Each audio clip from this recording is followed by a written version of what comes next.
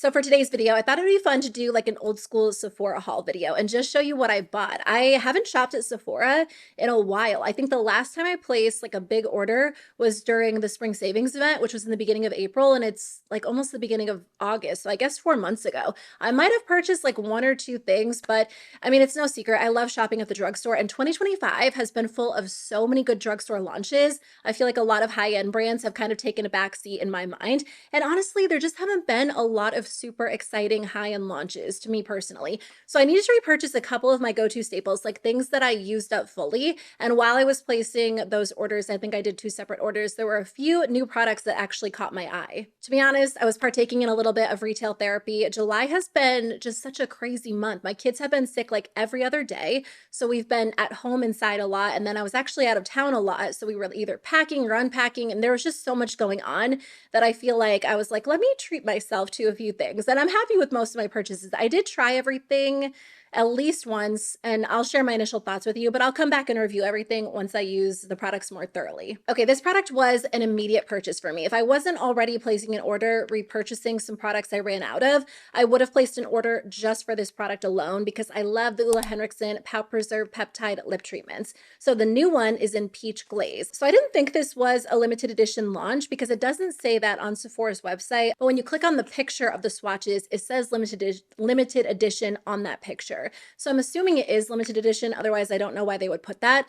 But I love the idea of a peach scented lip product. A few years ago, I wanted everything watermelon scented. And then I think last year I was really into strawberry scented products. This year, like this summer specifically, anything peachy or like mango scented or citrus scented immediately catches my attention, which you'll see in just a second with some of the fragrances I picked up. I think the packaging is really pretty. My nieces and I actually did this fun little project where we attached charms to our lip glosses, and I might have to do that to this one because I think that would be cute. And then I attach a little hook and add it to like my phone case so I can bring it with me when I'm on the go, and it really comes in handy, but it's also just kind of a fun little project. So anyway, beyond that, this product does smell good. It has like a slight sweet peach scent. It is noticeable, but it's not so overpowering or so sickly sweet that I think it would give you an instant headache. If you don't like scented lip products, I would stay away from this line because I feel like overall they are pretty scented, but I like this one. Sometimes, you know, citrus scents or like candied citrus scents can be so intense that they just smell so artificial.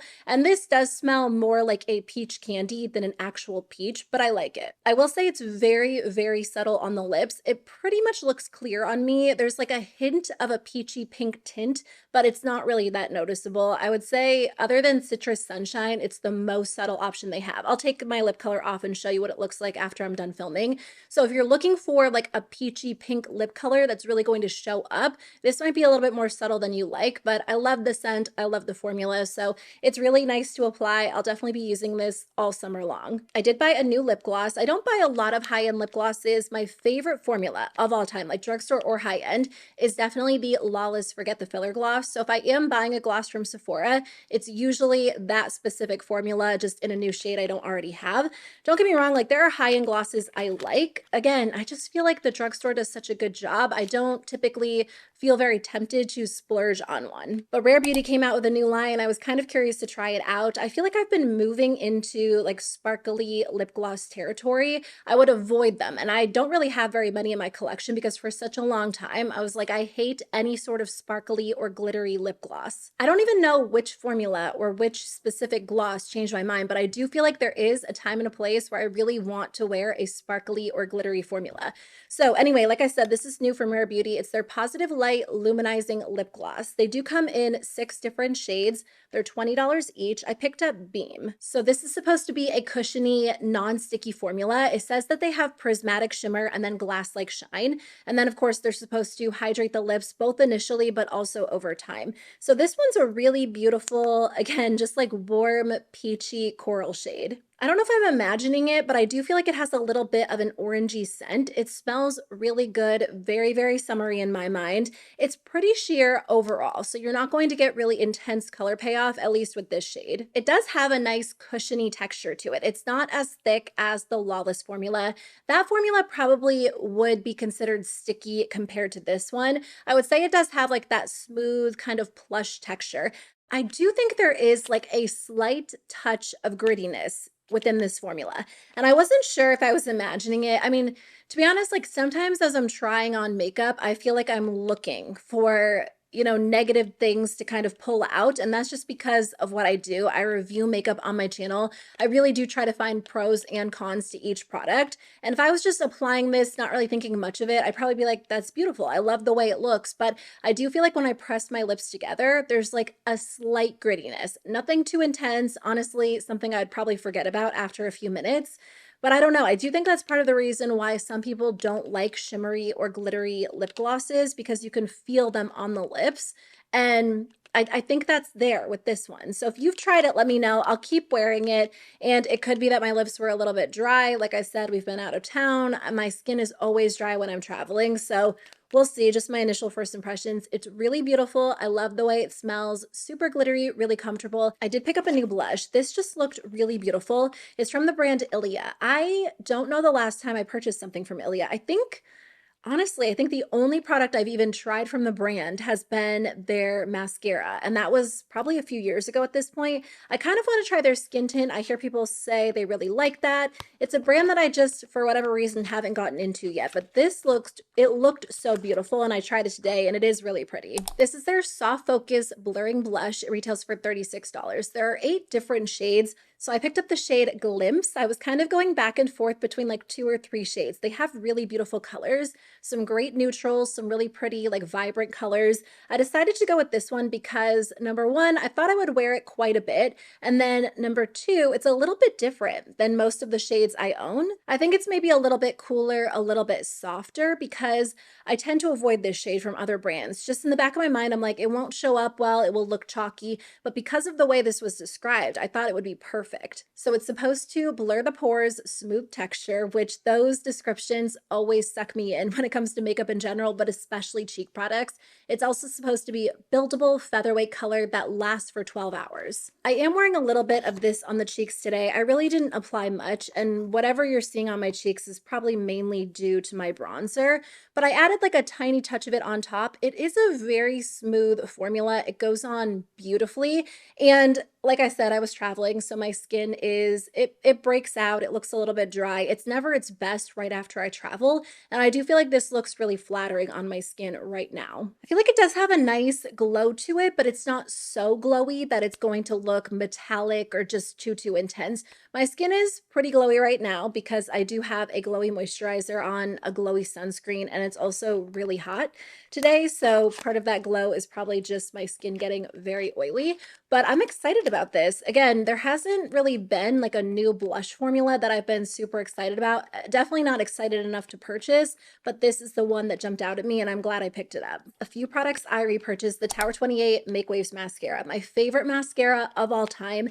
There are drugstore and even other high-end alternatives I love, but nothing compares to this one. It's still my absolute favorite. So on days where I don't want to try out a new formula, or I don't want to layer mascaras, or I just want my lashes to look the best they can all day long, this is what I reach for. I also repurchased the One Size Until Dawn Mattifying Waterproof Setting Spray. I used my bottle up because I have been using this setting spray so much in the summertime. I'll even use it like after I use another setting spray. Sometimes I'll use a setting spray because I want more of a glowy finish, and then I'll kind of lock everything in place with this one, or I'll just use it on its own. Nothing locks your makeup into place like this product. I'm actually doing someone's makeup for their wedding next week. It's my cousin's cousin, who I've known since she was born, and her wedding's outside, and I was like, we were doing a trial the other day.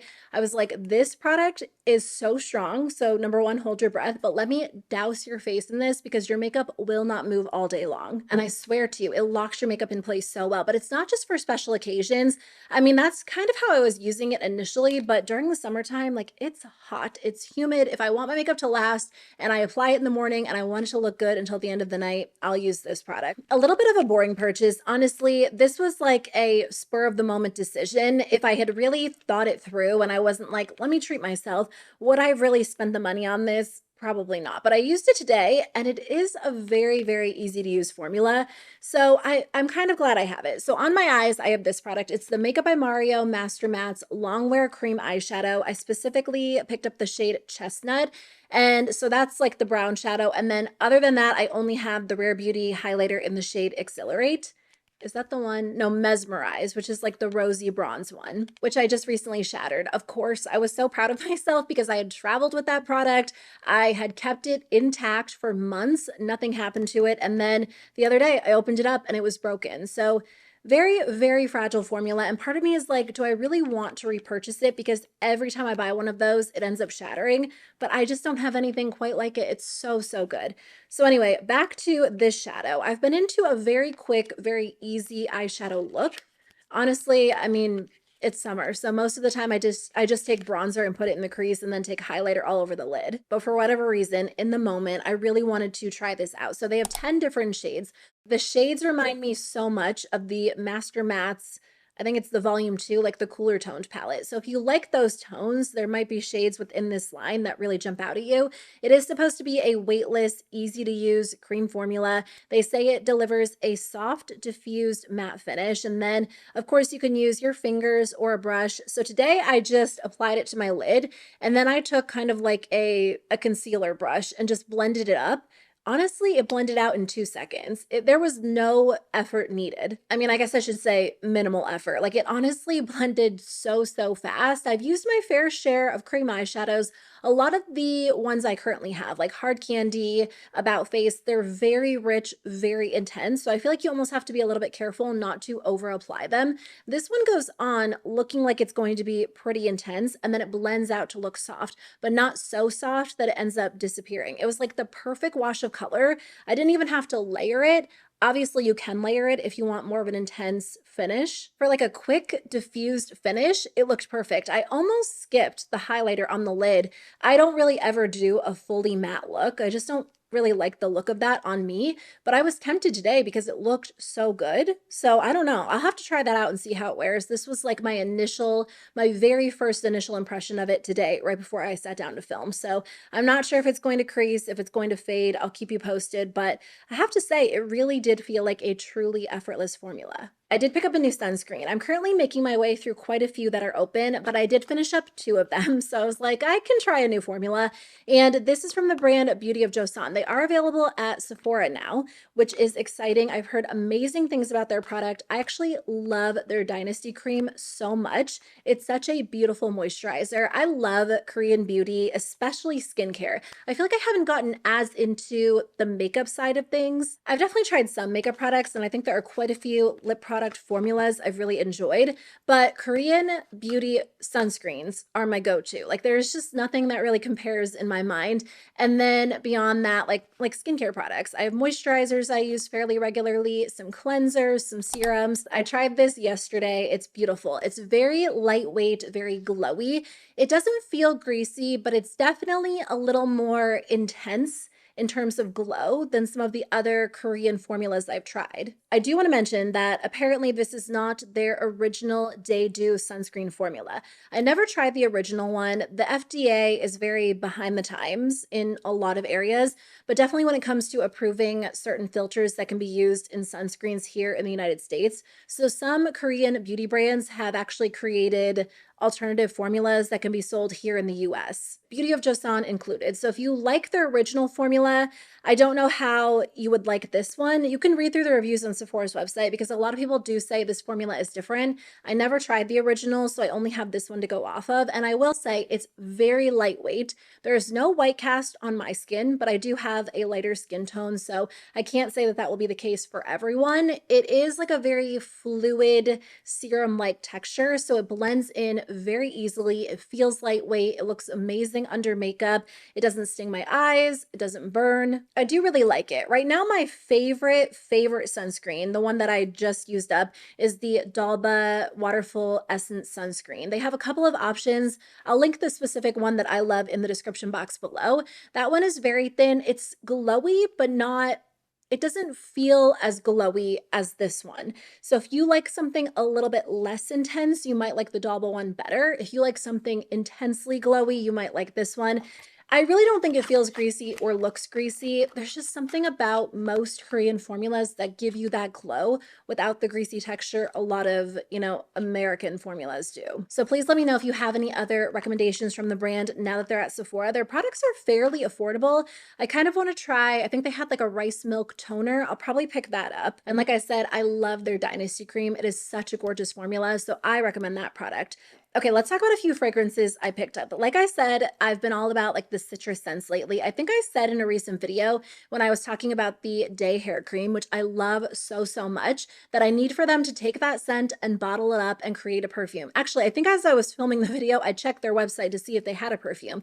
And then right after that, one of you commented on my video saying that they were coming out with one, and they just launched it. It is their Dream Veil Hair and Body Fragrance Mist. Normally, I am not like a body mist, body spray type of person. I just feel like they're expensive. They're a little bit softer. And when I spend the money on fragrance, I usually want something that's like very impactful. Like I don't want to run through it so quickly. Whereas with a body spray, I feel like you end up having to use a lot. But a lot of people do like body sprays for layering, for like reapplying throughout the day. Anyway, this smells really, really good. It basically smells identical when you smell it from the bottle or when you spray it into the air. The key notes are sparkling citrus, dewy orange blossom, and then warm vanilla. And honestly, you get like such an amazing just burst of citrus. If you like orangey scented things, I think you'll like this.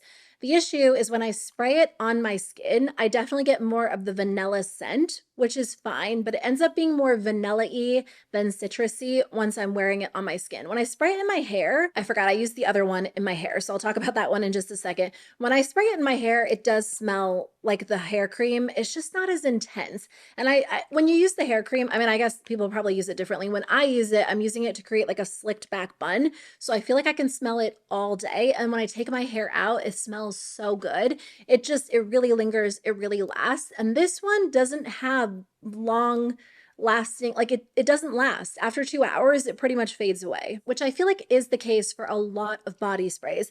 Because it's a body spray, you can reapply it. That's kind of how it's meant to be used. But like this was $24 for 2.7 ounces.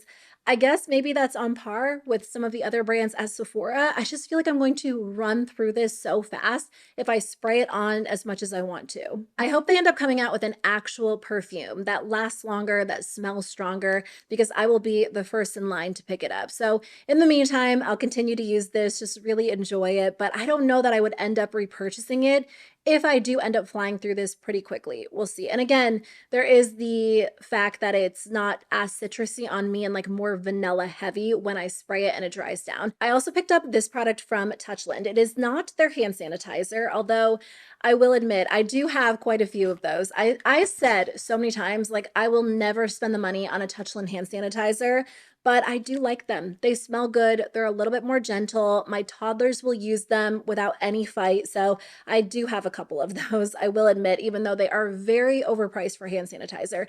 This is the same packaging as their hand sanitizer, but it's a little bit bigger. This is a 2-ounce bottle. And don't get them mixed up if you're shopping in person at Sephora because it is confusing. But this is their Power Essence Hydrating Body and Hair Fragrance. But again, $20 for 2 ounces just feels so expensive. I will say this is much stronger than the Day fragrance. It's slightly longer lasting. I would say if I spray this on my skin, I get like 3 to 4 hours wear out of this compared to Day, which really starts to fade in probably like an hour and a half too. It wasn't that I was like dying to have this specific product. I, again, just wanted something like very citrus scented. And when I was searching like orange fragrances, mango fragrances on Sephora's website, this came up.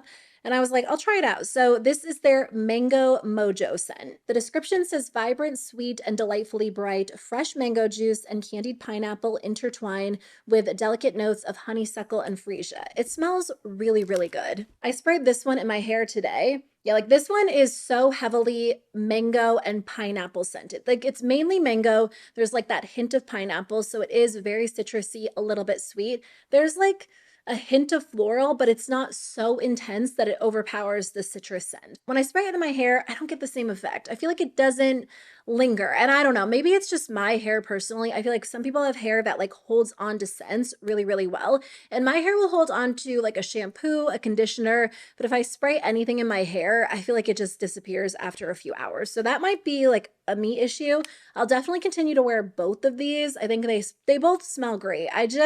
Please let me know if you have like an ideal perfume, an actual perfume that smells like mango or orange that's very citrus heavy, because I feel like that's what I really want, like a true intense perfume. This summer I've been wearing a couple, but like if I'm wearing a citrus perfume, I'm wearing the Ellis Brooklyn Guava Granita. That one smells really good, but that one is, what are the notes on that one? The key notes are guava juice, banana, and vanilla. So I feel like that one almost ends up smelling sweeter. I truly just want like an orange fragrance, a mango fragrance. So please let me know if you have any recommendations. Okay, I actually went to go grab this because while I'm on the topic of Ellis Brooklyn and fragrances, this just came in the mail yesterday. I think I can talk about this. I didn't see anything that said otherwise. But this is new from Ellis Brooklyn. It's coming out on the Sephora app on August 11th, and then on Sephora.com, Sephora stores, and ellisbrooklyn.com on August 12th. I think this is going to be my go-to fall fragrance, as if I'm not still on like a citrusy kick. This smells so good. I like quite a few fragrances from Ellis Brooklyn. This smells like fall in a bottle. It's the Queen's Caramel perfume. The bottle itself is really pretty. I love it. It just kind of looks like a sunset. So I have a lot of fragrances that fall into the gourmand family, but I don't know that a lot of them have notes of caramel or smell like this. I don't know. I'm not a fragrance expert by any means. I don't talk fragrance on my channel a ton because I feel like I just can't accurately describe things very, very well. So in my mind, like when I initially smell this, I'm like, no, it smells so distinctly like caramel. And a lot of the other gourmand fragrances I have, while they're sweet and they might have like a hint of caramel, they're definitely more vanilla scented.